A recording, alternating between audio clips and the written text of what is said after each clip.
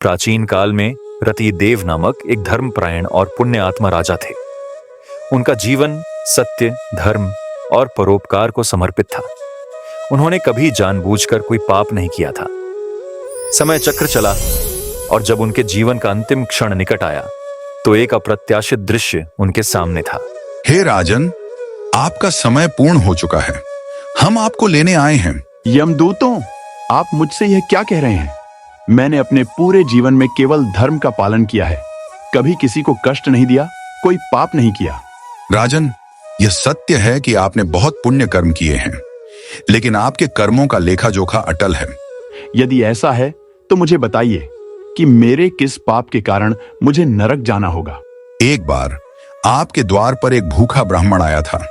आप उस समय किसी कार्य में इतने व्यस्त थे कि आपने उसे बिना भोजन दिए ही निराश होकर लौटा दिया।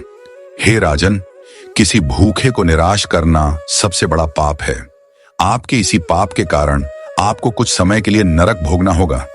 ओह, यह तो घोर भूल हुई। मैं अपने इस पाप का प्रायश्चित अवश्य करना चाहूंगा। क्या आप मुझे इस पाप से मुक्ति पाने का कोई अवसर दे सकते हैं?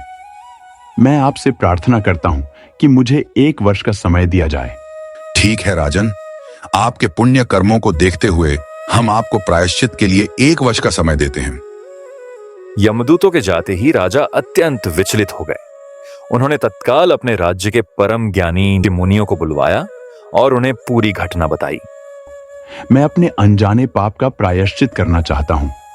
कृपया मुझे ऐसा उपाय बताएं जिससे मैं नरक के भय से मुक्त हो सकूं। हे राजन, आप चिंता न करें। इसका एक सरल और कल्याणकारी मार्ग है।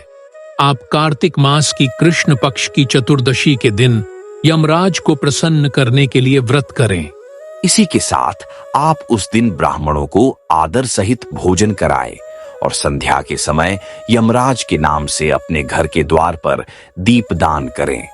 यह दीपदान आपको नरक के भय और अकाल मृत्यु से मुक्ति दिलाएगा। राजा रतिदेव ने ऋषियों के बताए अनुसार कार्य किया। उन्होंने पूर्ण निष्ठा और श्रद्धा के साथ कार्तिक चतुर्दशी का व्रत किया, ब्राह्मणों को भोजन कराया और यमराज को समर्पित करके दीपदान किया। जब 1 वर्ष पूर्ण हुआ और राजा के प्राण त्यागने का समय आया तो यमदूत फिर से प्रकट हुए। राजन, आपके पुण्य कर्मों ने आपके पाप को समाप्त कर दिया है। यमराज के दीपदान और व्रत के प्रभाव से अब आप नरक के भय से पूर्णतः मुक्त हैं। ये सब और धर्म की कृपा है। अब आप विष्णु लोक के अधिकारी हैं।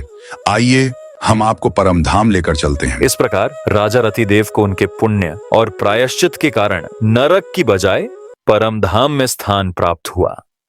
तभी से यह मान्यता स्थापित हो गई कि नरक से मुक्ति पाने और अकाल मृत्यु से रक्षा के लिए छोटी दिवाली यानी नरक चतुर्दशी के दिन व्रत, स्नान और यम दीपदान अवश्य करना चाहिए।